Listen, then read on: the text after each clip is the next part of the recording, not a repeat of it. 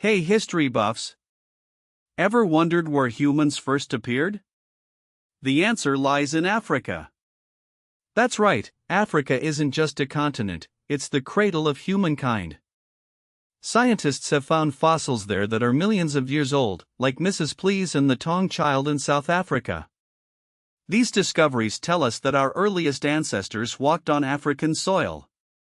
But Africa's story doesn't stop there, it's just the beginning. Before we dive in, did you know Africa had another name? Some people called it Alkebulan, meaning mother of mankind. Pretty cool, right? Now, let's jump into the ancient world. Picture this, the Nile River, flowing through the desert, giving life to one of the most incredible civilizations ever, ancient Egypt. Around 3000 BCE, the Egyptians built pyramids that touched the sky, temples that honored their gods, and created a system of writing called hieroglyphs. They had pharaohs, like King Tut, and queens, like Cleopatra. But Egypt wasn't the only powerful kingdom in the area. Just south of Egypt, in what is now Sudan, was Nubia. And guess what? Nubia was home to the kingdom of Kush. Around 800 BCE, the Kushites got so strong that they actually conquered Egypt. They even built their own pyramids, though with steeper sides than the Egyptian ones. The kingdom of Kush lasted for centuries before another kingdom, Aksum, took over. Now, let's travel west to an area that is now Mali and Mauritania. Between the 600s and 1200s, the Ghana Empire rose to power. Don't get confused with modern-day Ghana, it's not the same place. The Ghana Empire was super rich because they controlled the trade of gold and salt across the Sahara Desert. People came from far and wide to trade with them. Next up, the Mali Empire. In the early 1300s, the Mali Empire was at its peak, thanks to its most famous ruler, Mansa Musa. This guy was seriously rich, some say he was the richest person who ever lived. Mansa Musa ruled from 1312 to 1337, and during his reign, the Mali Empire had over 400 cities.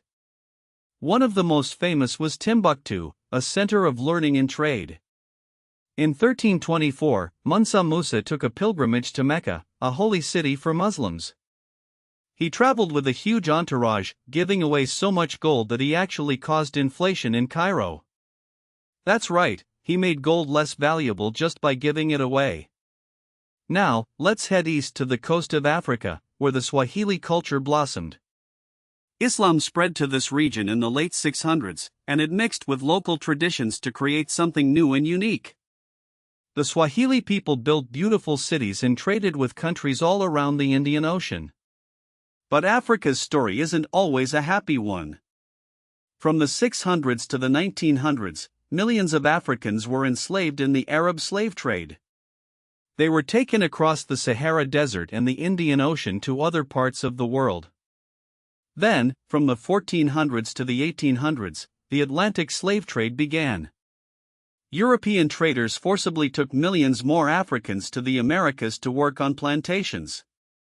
It's estimated that between 7 and 12 million Africans were taken across the Atlantic. It was a dark and terrible time in history. Let's journey now to West Africa, where the Yoruba people built powerful kingdoms. Ifa was an ancient and sacred city, while Oyo became the largest Yoruba kingdom by the 1600s. Nearby, the Benin Kingdom, home to the Edo people, also thrived. Further west, in what is now Ghana and Benin, the Ashanti and Dahomey kingdoms rose to prominence in the 1700s and 1800s. Sadly, these kingdoms often profited from the slave trade, capturing people from neighboring tribes and selling them to European traders.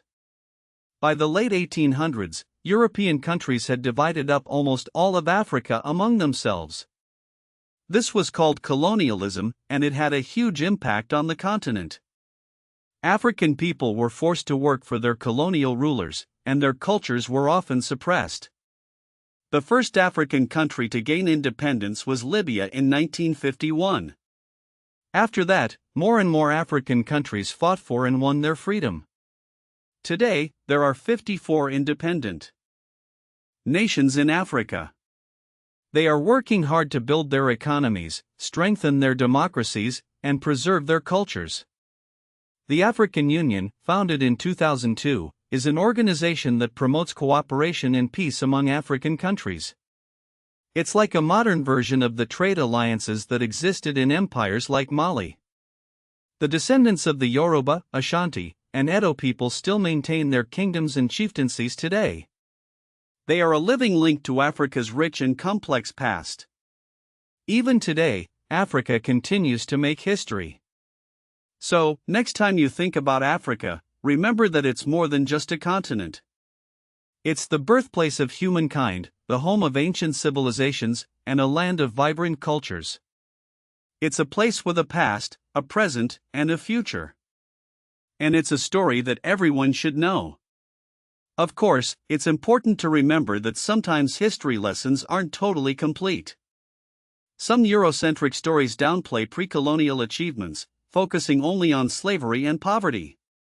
The Arab slave trade, longer and with more victims than the Atlantic trade, sometimes gets less attention. The name Alkebulan, though beautiful, has limited solid historical backing. Kush's conquest of Egypt isn't always emphasized as much as Egypt itself. And intra-African slavery is often left out of the story. But by learning from all sources and keeping an open mind, we can get closer to the whole, true, amazing story of Africa. How cool is that?